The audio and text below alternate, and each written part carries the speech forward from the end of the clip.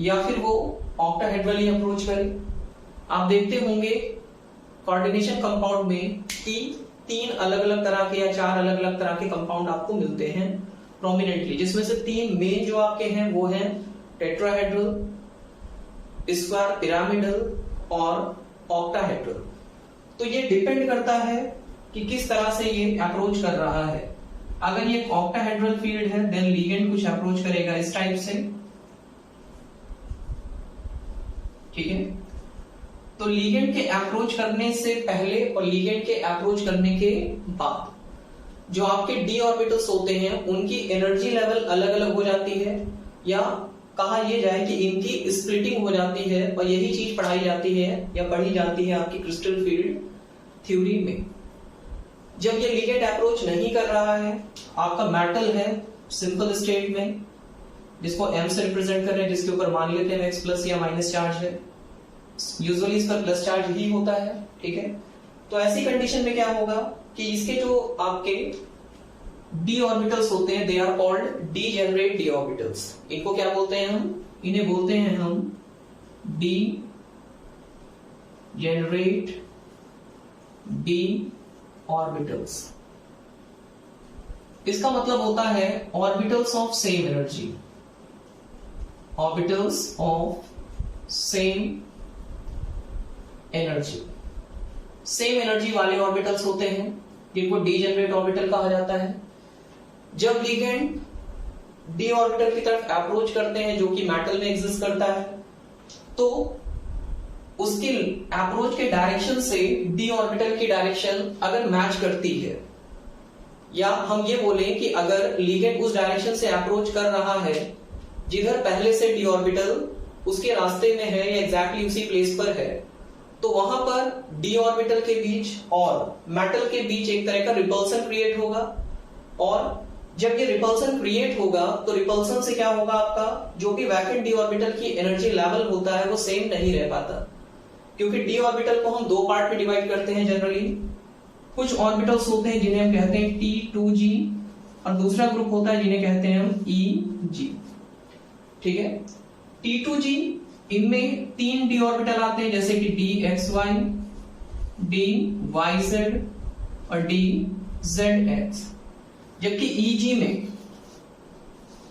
केवल 2 आएंगे, एक DX2Y2 और एक DZ2, ठीक। ये जो आपका होता है ये एक्सियल ऑर्बिटल नहीं होते, या इनको बोल देते हैं कि नॉन एक्सियल ऑर्बिटल्स। और इधर के जो होते हैं इन्हें कहा जाता है एक्सियल ऑर्बिटल्स, ठीक। तो ये नॉन एक्सियल ऑर्बिटल्स होते हैं, ये क्या होते हैं आपके? ये एक्सियल ऑर्बिटल्स होते हैं। अब क्वेश्चन ये उठता है कि अगर ऑक्टाहेड्रल फील्ड से लिगेंड या ऑक्टाहेड्रल डायरेक्शन से लिगेंड अप्रोच कर रहे हैं तो उनके रास्ते में कौन पड़ेगा? तो कॉमन सेंस की बात है कि जो एक्सिस पर होगा उनसे इनके टकराने की चांसेस ज्यादा हैं, और रिपल्सन क्रिएट होगा, क्योंकि जो आपका लिगेंड होता है, लिगेंड के पास हमेशा क्या होता है? Lone pair. और वैकेंट डी ऑर्बिटल में क्या होते हैं आपके? ऑलरेडी इलेक्ट्रॉन्स प्रेजेंट होते हैं। तो जो इलेक्ट्रॉन ऑलरेडी प्रेजेंट है और जो लिगेंड के पास इलेक्ट्रॉन्स है उनके बीच एक रिपल्सन क्रिएट होगा, और रिपल्सन उससे ज्यादा क्रिएट होता है जो उसकी डायरेक्शन में डायरेक्टली अप्रोच करता है, which mean EG, keep in mind. और T2G क्या है? ये नॉन एक्सियल है, जो एक्सिस पर नहीं है। अगर आप इसे एक्सिस पर मान रहे हो देन कीप इन माइंड कि ये क्या है आपका? अगर ये x एक्सिस है तो ये y एक्सिस है, तो ये क्या होगा? z। अगर हम इसको मान सकते हैं कि ये x एक्सिस है तो ये उसके परपेंडिकुलर y एक्सिस है, तो ये z एक्सिस पर होगा। इस तरह से हम 3 अलग अलग एक्सिस पर इनको मान सकते हैं। So in that case when the ligand are approaching toward the d orbital, then एक रिपल्सन क्रिएट होगा, और रिपल्सन से आपके एक्सियल ऑर्बिटल जो भी हैं जिनको हम EG के नाम से बुला रहे हैं, इनकी एनर्जी बढ़ जाएगी। आप देख सकते हैं इनकी एनर्जी क्या हो जाती है? वो बढ़ जाती है। और जो आपके नॉन एक्सियल ऑर्बिटल हैं उनकी एनर्जी रिलेटिवली, ठीक है, वो थोड़ी सी क्या हो जाती है? वो कम हो जाती है। क्लियर है यहां तक? तो एक की एनर्जी बढ़ेगी और वही दूसरे ग्रुप जो आपके नॉन एक्सियल है उसकी एनर्जी क्या हो जाती है? वो कम हो जाती है। And the process is called crystal field splitting. इसी को कहा गया है crystal field splitting coordination chemistry में। क्लियर है? अगर आप इनके शेप जानना चाहते हो तो इसका हम शेप पहले बना लेते हैं, फिर आगे बढ़ते हैं। तो यहां पर आप ऑर्बिटल की शेप देख सकते हैं कि ये x और y एक्सिस के बीच में है, ये y और z के, और ये z और x के बीच में है। वहीं पर ये y है, y स्क्वायर आप देख सकते हैं, y स्क्वायर और x स्क्वायर y स्क्वायर बोल सकते हैं, ये एक्सिस पर है। कीप इन माइंड ये dz स्क्वायर है, ये भी z एक्सिस पर है। तो इन केस अगर लिगेंड अप्रोच कर रहा है तो कॉमन सेंस की बात है, अगर आपने इसको z एक्सिस है तो वो उसके सामने से आएगा और रिपल्सन क्रिएट करेगा, और x और y एक्सिस से आएगा तो यहां आप देख रहे हैं इनके लोब भी हैं। तो जिनके लोब लिगेंड के अप्रोच करने की डायरेक्शन में पड़ेंगे, उनके रास्ते में पड़ेंगे, केवल वही आपके रिपल्सन क्रिएट करेंगे और इलेक्ट्रोस्टैटिक पोटेंशियल एनर्जी जिसे हम कहते हैं वो बढ़ जाएगी। और यहां पर आप उसको एक एविडेंस देख रहे हैं कि उसकी एनर्जी ज्यादा पाई जाएगी। क्लियर है? अब क्वेश्चन ये उठता है कि ये क्या है, तो इस एनर्जी का जो गैप होता है इसे कहा जाता है 10dq। क्लियर है? सबसे पहले ये डिजनरेट ऑर्बिटल्स होते हैं, जब लिगेंड अप्रोच करता है तो उनकी एनर्जी थोड़ी सी अप होती है और उसके बाद वो स्प्लिट हो जाते हैं दो पार्ट में। T2g नॉन एक्सियल, जिसकी डायरेक्शन में लिगेंड नहीं आ रहे थे, रिपल्सन कम फेस करते हैं इसलिए एनर्जी कम होती है। Eg जिनकी एनर्जी ज्यादा होती है, वो ज्यादा रिपल्सन फेस करते हैं इसलिए उनकी एनर्जी अप हो जाती है। लॉजिक क्लियर है? अब इनके बीच जो एनर्जी का गैप है उसको 10dq कहा जाता है, उसको बोला जाता है dq। क्लियर है? दिस इज कॉल्ड dq, और इसको हम डेल्टा O से भी डिनोट करते हैं। ठीक है? या अगर आप इसका फुल फॉर्म जानना चाहो तो उसे हम बोल सकते हैं डिफरेंशियल ऑफ क्वांटा। dq का फुल फॉर्म क्या होता है?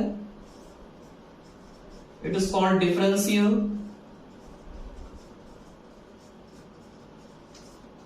ऑफ क्वांटा, जो आप हायर क्लासेस में पढ़ेंगे इसके बारे में। क्लियर है? तो अब ये जो एनर्जी का गैप है और ये आपका कहलाता है barycentre. Barycentre means कि यहां पर एनर्जी ना अप है ना डाउन है।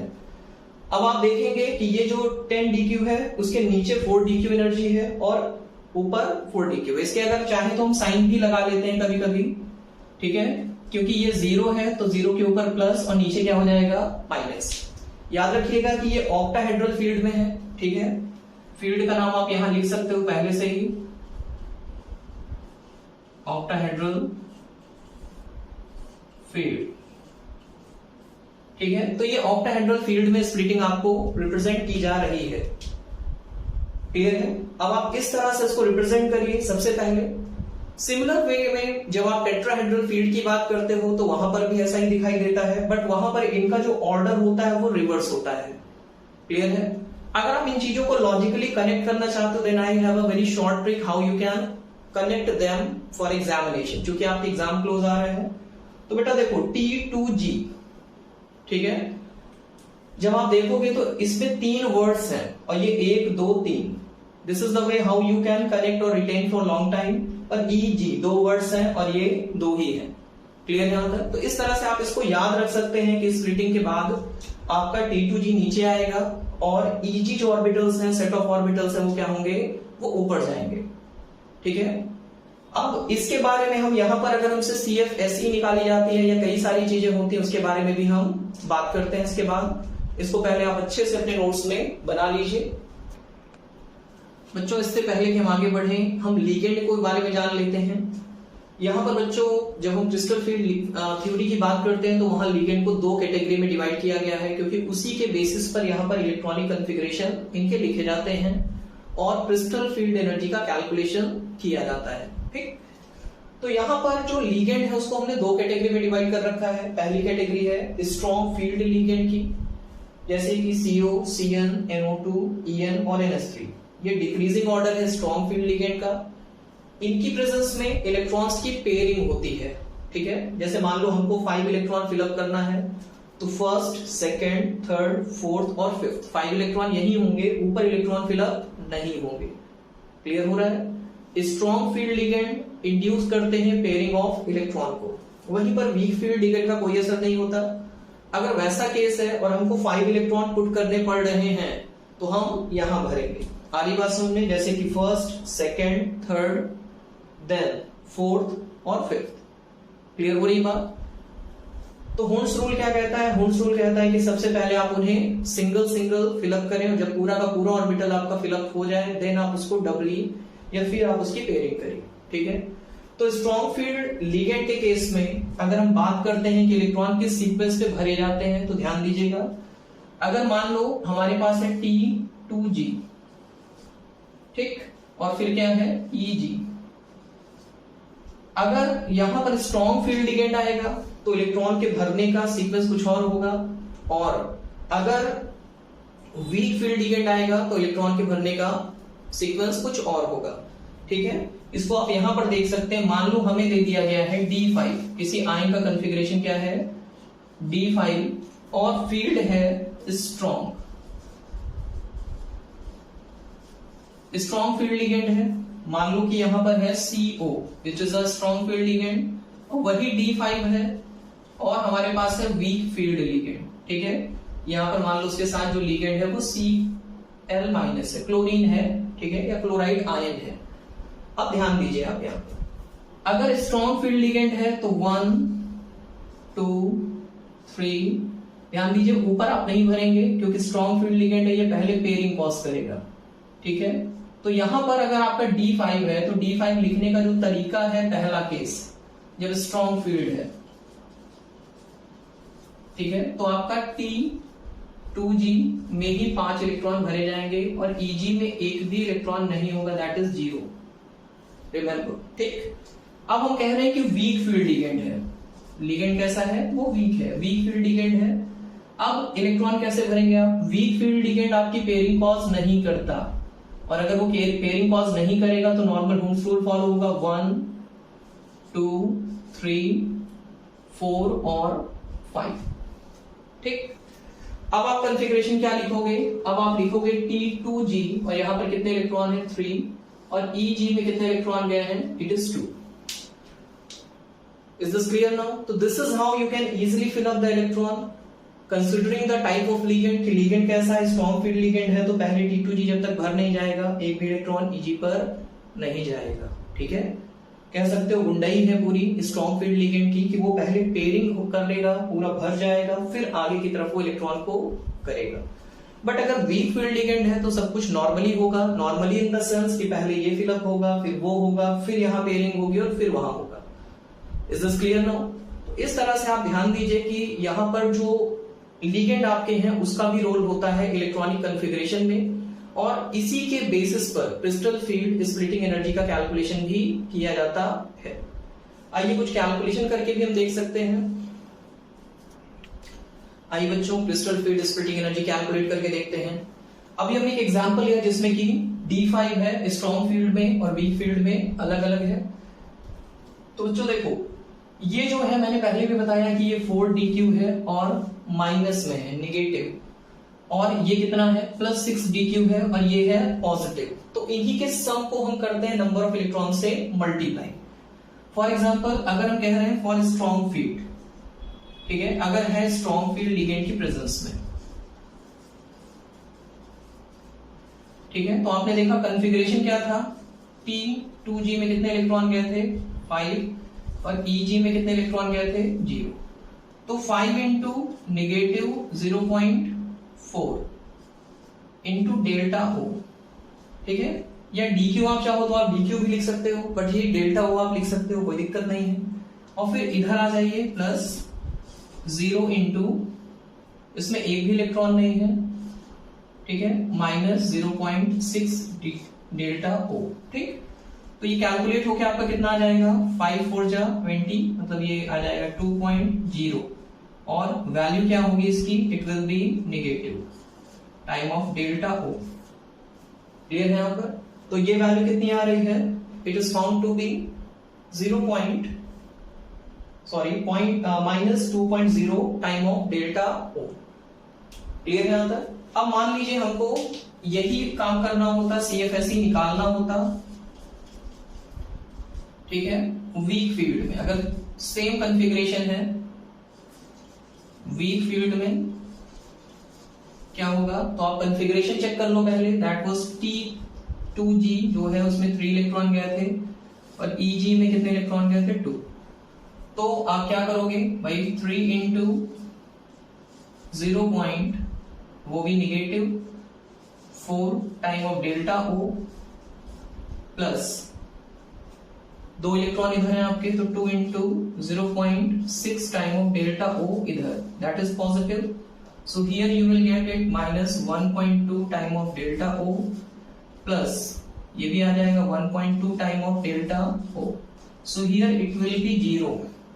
यहाँ पर वैल्यू क्या आ जाएगी, 0. तो बहुत ध्यान देना है आपको यहाँ पर, क्योंकि ये पूरी की पूरी कॉन्फ़िगरेशन टाइप ऑफ लिगेंड पर भी डिपेंड करती है. तो सबसे पहले आप काम करिए कि इसको आप लर्न भी कर लीजिए.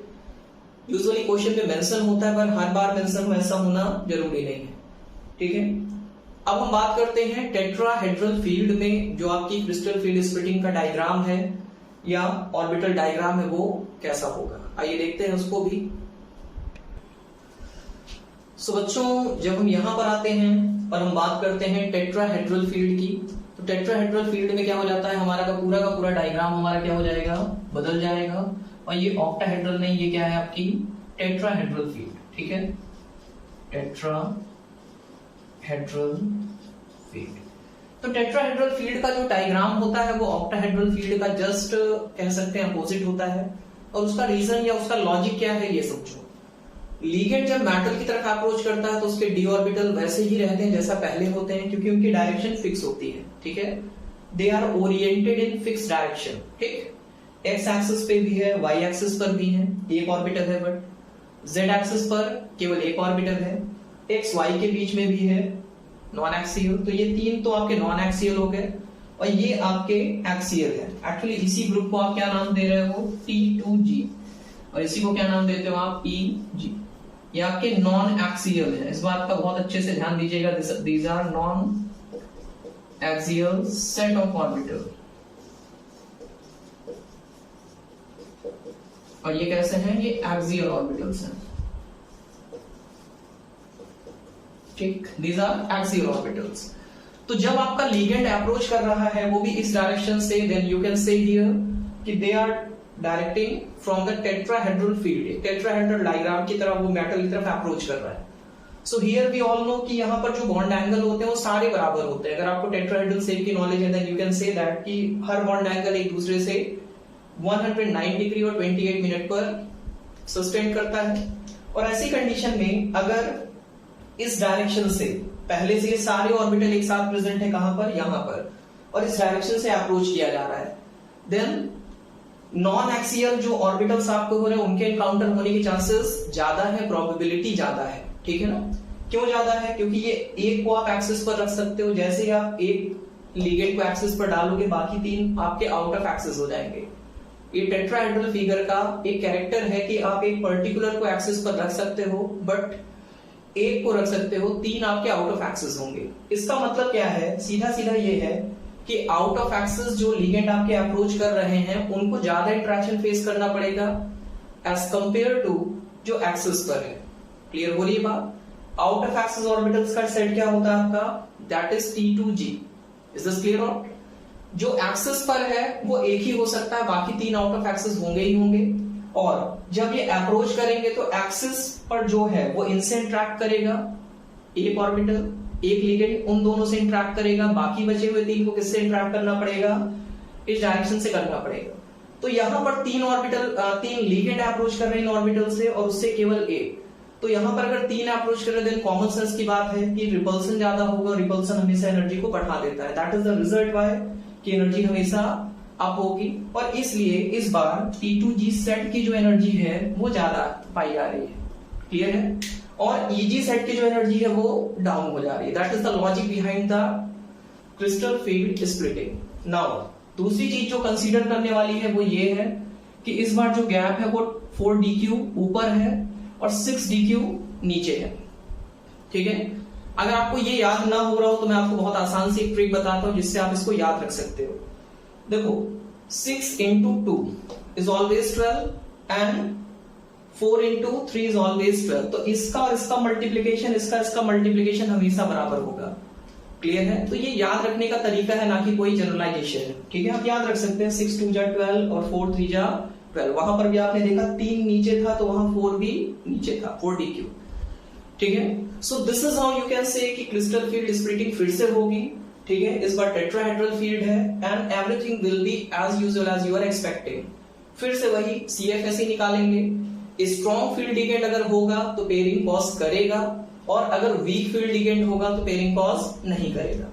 अगर पेयरिंग होगी तो कॉन्फ़िगरेशन अलग होगा, और पेयरिंग नहीं होगी तो कॉन्फ़िगरेशन अलग होगा।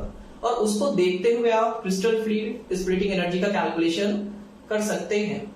एक और चीज यहां पर आती है, छोटी सी चीज आती है, दैट इज पेयरिंग एनर्जी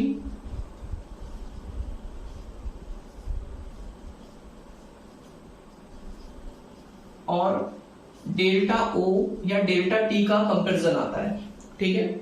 ये क्या है, ये क्रिस्टल फील्ड स्प्लिटिंग एनर्जी है ऑक्टाहेड्रल फील्ड की, और डेल्टा T अगर हम लिखते हैं that is crystal field splitting energy in या CFSE इन ऑक्टाहेड्रल फील्ड, ठीक है। और ये क्या है, ये है CFSE इन टेट्राहेड्रल फील्ड, ठीक। तो ध्यान रखना कि जब भी पेयरिंग एनर्जी ज्यादा होगी, जैसे कि हम सिंपली बात कर रहे हैं कि P is greater than delta O, ये क्या रिप्रेजेंट कर रहा है, या फिर कह रहा है कि P is smaller than delta O, तो ये रिप्रेजेंट कर रहा है पेयरिंग एनर्जी ज्यादा है, और ठीक है, CFSE इन ऑक्टाहेड्रल फील्ड। अगर पेयरिंग एनर्जी ज्यादा होती है तो पेयरिंग नहीं होगी, no pairing against of principle, ठीक है ना, अगेंस्ट हुन्स रूल। पेयरिंग नहीं होगी, पहले नॉर्मली सब कुछ होगा, ठीक है। और अगर ये है, ठीक है, अगर पेयरिंग एनर्जी कम है तो pairing take place, pairing take place इसके रिस्पेक्ट में अगेंस्ट हुन्स रूल, ठीक है। मान लो हम कह रहे हैं कि पेयरिंग एनर्जी कम है और 5 इलेक्ट्रॉन या 6 इलेक्ट्रॉन को फिलअप करना है, तो सारे के सारे 6 इलेक्ट्रॉन आपके अगर पहले होता तो वहां होते। तो मान लो हमको यहां पर कह रहा है, मान लो 4 इलेक्ट्रॉन दे रहा है और कह रहा है कि P is smaller than delta O, तो सारे के सारे 4 इलेक्ट्रॉन यही फिलअप करिए आप, ठीक है ना। आप यहाँ पर हुन्स रूल फॉलो नहीं करेंगे कि 1 2 3 4 और 5, नहीं, 4 इलेक्ट्रॉन आप यहाँ पुट करिए। अगर पेयरिंग एनर्जी ज्यादा है तो पेयरिंग पहले नहीं होगी, हुन्स रूल के अगेंस्ट पेयरिंग नहीं होगी, तो कॉन्फ़िगरेशन क्या हो जाएगा, ये आपका क्या है, this is EG and this is T2G। Clear हो रही है बात। अगर स्ट्रॉन्ग फील्ड लिगेंड है तो इसका मतलब क्या है कि पेयरिंग एनर्जी लोअर है, कि पेयरिंग एनर्जी जो आपकी होती है वो पेयरिंग एनर्जी अगर कम है तभी पेयरिंग होगी, विच इंडिकेट कि स्ट्रॉन्ग फील्ड लिगेंड है। क्लियर हो रही है बात। पेयरिंग एनर्जी का कम होना ये इंडिकेट करता है कि स्ट्रॉन्ग फील्ड लिगेंड है, स्ट्रॉन्ग फील्ड लिगेंड, ठीक। और पेयरिंग एनर्जी का ज्यादा होना बताता है कि वीक फील्ड लिगेंड है, ठीक।